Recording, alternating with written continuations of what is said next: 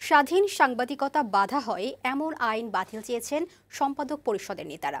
তবে তথ্য ও সম্প্রচার প্রতিমন্ত্রী মোহাম্মদ আলী আরাফাত বলেছেন, দেশের গণমাধ্যম মুক্ত, কিন্তু সমালোচনার নামে অপতথ্যের প্রচারে সাংবাদিকদের আরও সতর্ক হওয়ার আহ্বান জানান তিনি। মুক্ত গণমাধ্যম দিবসের আলোচনায় এসব বলেন তারা। তথ্য প্রতিমন্ত্রী বলেন, গণমাধ্যম যত মুক্ত হবে, অপসাংবাদিকতা তত রোধ হবে। রীতা নাহারের প্রতিবেদন। বিশ্ব মুক্ত গণমাধ্যম দিবস উপলক্ষে শনিবার জাতীয় প্রেস ক্লাবের ব্যবস্থাপনা কমিটি পরিবেশগত সংকট মোকাবেলায় সাংবাদিকতা বিষয়ে এই আলোচনা সভার আয়োজন করে।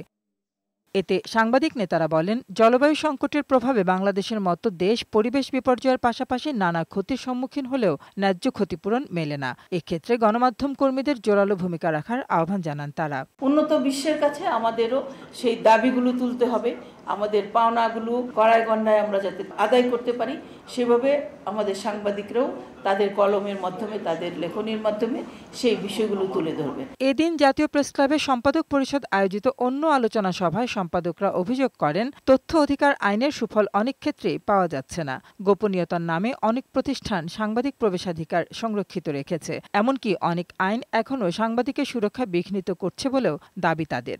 ডিএসএ হয়তো চলে গেছে, কিন্তু স্ট্যাটিউট বুকসে এখনো 9টি আইন আছে যারা ডাইরেক্টলি এবং ইনডাইরেক্টলি স্বাধীন সাংবাদিকতাকে প্রত্যক্ষভাবে এবং পরোক্ষভাবে প্রভাবান্বিত করে এবং বেসিক্যালি নেগেটিভ। এই অনুষ্ঠানে তথ্য ও সম্প্রচার প্রতিমন্ত্রী মোহাম্মদ আলী আরাফাত বলেন, গণমাধ্যম কর্মীদের সুরক্ষায় আইন করার কাজ চলছে। সাইবার নিরাপত্তা আইনেও সাংবাদিকদের হয়রানি বন্ধে ব্যবস্থা নেওয়া হয়েছে।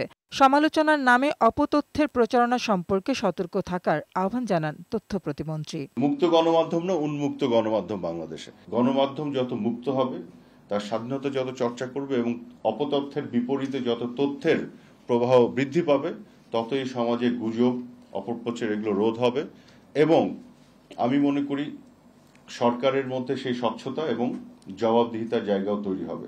অনিবন্ধিত অনলাইন নিউজ পোর্টাল বন্ধে সরকার উদ্যোগ নিয়েছে বলে জানান তথ্য ও সম্প্রচার প্রতিমন্ত্রী। রীতা নাহার, বৈশাখী সংবাদ, ঢাকা।